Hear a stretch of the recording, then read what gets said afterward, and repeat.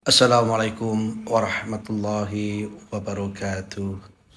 Kawula nuwun panjenenganipun para pepundhen, para sesepuh, para pinisepuh ingkang satuhu sampun pana ing pamawas lebda ing pitutur kiblat ing panembah ingkang pantes pinundi saha kinepeten.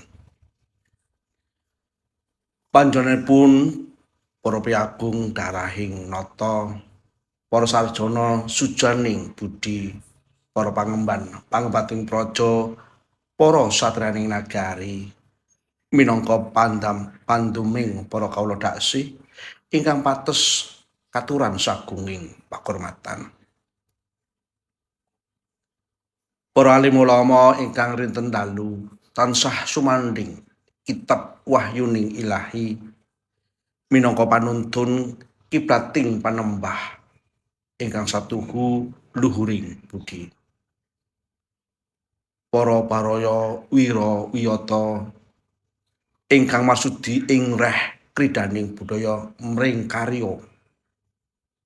Para purna karya labet praja ingkang mahambek luhuring dharma miwah para kadang sutrisna muda werda ingkang pantes sinudarsana. Menapa dene para tamu kakung sumawana putri ingkang dahat kalingga murdaning akrami. Kanthi linambaran pepayoning budi rahayu miwah ngaturaken sewu agunging aksama. Mugi pinarnga kawula hambuka wiwaraning suka, wenganing wicara, duwaraning kandha.